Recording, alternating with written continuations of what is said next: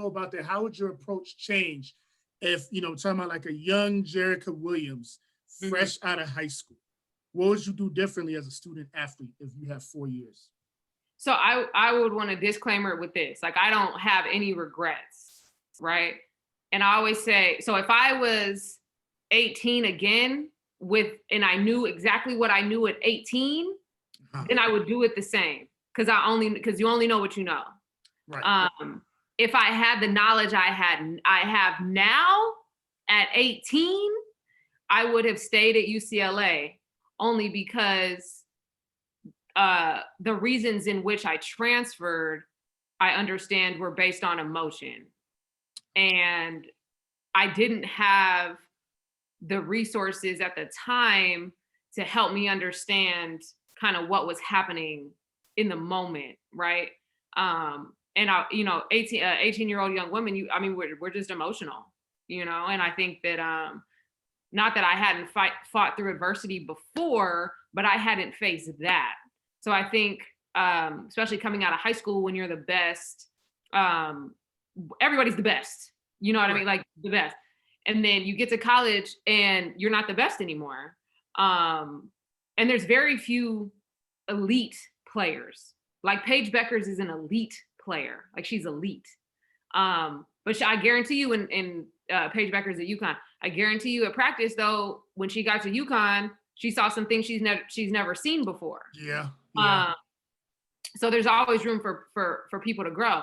But I would have, if I had the knowledge I had now, I would see the mental toughness that I would have gained had I pushed through what I thought was supposed to be perfection, right? Like, you go into this situation and you expect it to just be all in your favor, right? Like, you expect to play a lot. You expect to know the style of play and just fit into it. You expect, your coach not to be on you about things. Like, your expectations just kind of, it slaps you in the face.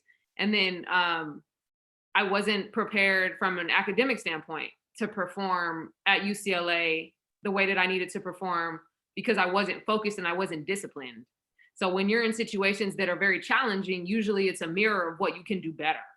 And so if I had to do it again, I would sit my butt down and I would get focused and I would be disciplined and I would be in the gym and I would figure out how to catch up academically. I would have utilized my resources more instead of like, man, this is hard, and let me just be emotionally down on myself because it feels hard, And then secondly, I made the transfer decision while it wasn't a bad decision by any means, because San Diego State taught me things that I apply in my life, tenfold as an adult.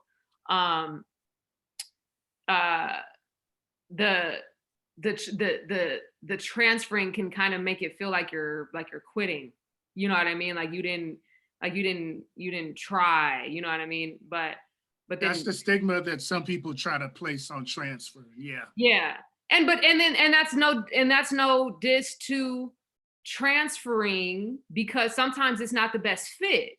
And I would say this to people coming into high school and going into college, where you have to do your research and figure out where you fit, right? I think people will like, oh, well, this is a good school. They have good academics. The coach wants me, okay, right? Like, but they don't do their research in okay, who's ahead of me in my position? Let me watch a lot of their games. Let me go to the high school games and see if I can fit into this style without having to change my game a ton, because my game is what my game is. It's just going to evolve, but it's going to build on what it already is. Like, you're not going to become a point guard in college, right? Like, that ship is sailed. If you're a point guard, you're going to become a better point guard. If you're a shooter, you're going to become a better shooter, but you're not going to become a new player. But I think people don't do their research. And I don't mean like, oh, hey, what's the major here? Because things evolve, like not little things like that. But as a basketball player, where do you fit? So I feel like, going back to my transferring to San Diego State, it was a basketball decision. It was very much led with basketball, which is that was what I knew at the time. of course I would have loved to have a UCLA degree, you know. It's different. It's different.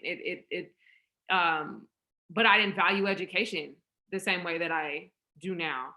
Um, and then when you look at, you make these basketball, you lead with these basketball decisions.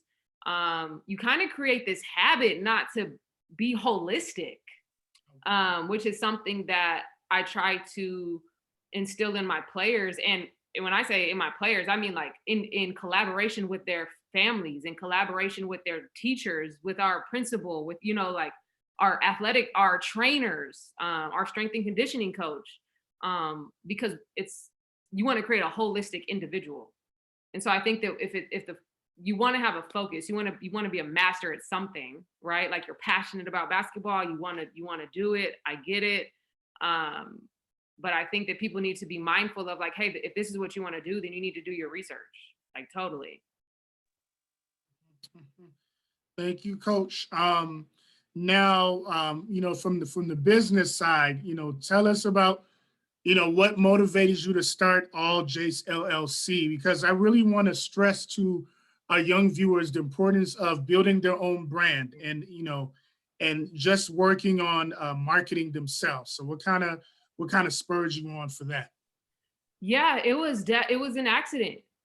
So my friend from middle school he was a hip hop artist at the time, and he wanted to you know, promote his music.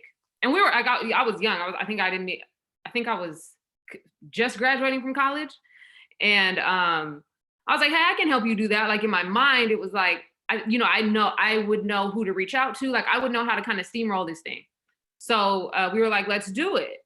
And then I was doing it, and he got like 10,000 new followers in like, you know, a couple weeks. And we booked a 13 school tour in 6 weeks. Like it took off.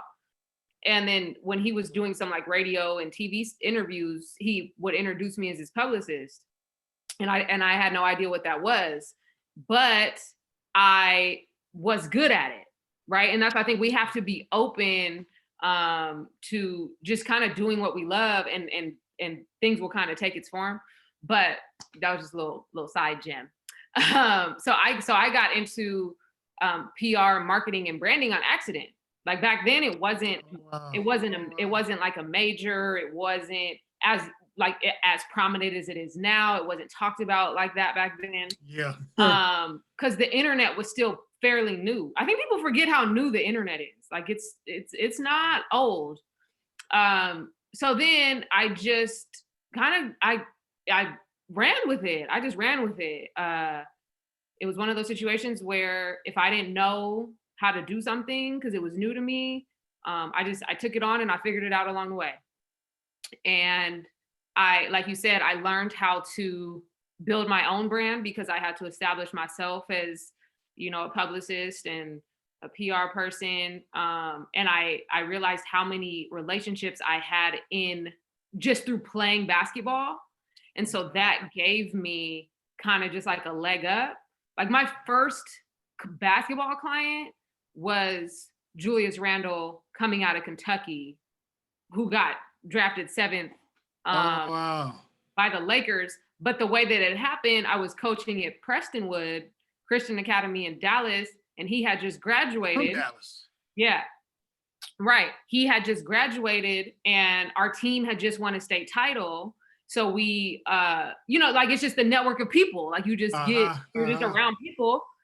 And, you know, one of his people in his circle, you know, we were having a conversation. It was like, yeah, so what do you do? Well, you know, I do PR stuff. And it was like, oh, well, Julius needs a PR person. You know, so it kind of was just like, you kind of put yourself, like you just kind of let people know that you do it. So then I had to learn how to package it. So then it became, okay, what's your identity? What do you do? How, you know, kind of like, not how far do you want to go, but, you know, you want to be where your feet are. But I really, you know, put the thing on my back and just ran with it. And then opportunities started to present themselves. Clients started to, you know, the 7th pick in NBA draft isn't a bad first client, you know. Not at all. You have to, but you have to also deliver. You have to deliver. But I think, honestly, and I want to say this, it was important for me. I wasn't making a ton of money. Like, I tell people all the time, like I worked for free for a long time. And sometimes you just have to do it. Like you just have to do it and trust that it's going to work itself out. But I'm happy to answer any questions. So that's my like business background, but I'm happy to answer any questions about like branding and all of that stuff for athletes specifically, for sure, just based on my experience. Yeah, so when it comes to for example, branding towards, let's say, like personal, like player development, what would be like a good start for someone getting into that? I'm talking about like fresh out of college, they want to be kind of like a skills development coach. What would be like 2 or 3 tips as far as getting started and getting their name out there? Yeah. I would say, one, don't prematurely don't put out a bad product, right? Like think of yourself as a product and a service. I think that people don't take the time to create good marketing material, branding and marketing material. Like I invested a lot. It took me a while to kind of get it, but I invested a lot in the beginning before I launched, right? Like before I like made myself public. I On a website or right, exactly. Like before I became public, like people knew what I was doing just behind closed doors, but before I like announced it, I made sure I had a website, a specific email address where like people would know how to contact me if they had any questions. Like my stuff was tight. And I think that people will kind of just put it out there in like a status or like a picture of themselves with a caption and be like, hey, I'm a trainer now. And it's like, okay, have you done your research? Like, who's your target demographic? Like, think of yourself as the consumer. If I'm the consumer, and I go to a website or I see this trainer and I'm like, okay, well, where can I find them? And there's nothing there. Or if something is there and it's low quality and I go to this other website and it's high quality, they may be not as great of a trainer, but appearance means a lot. Perception is everything. Everything. So, do your research before, do your market research before. Everything is online, right? Like you can build a website on your own. You can, research like, how should I brand myself? Like there's things out there like that. But I think my one thing would be, don't prematurely put yourself out there. And then 2, you want to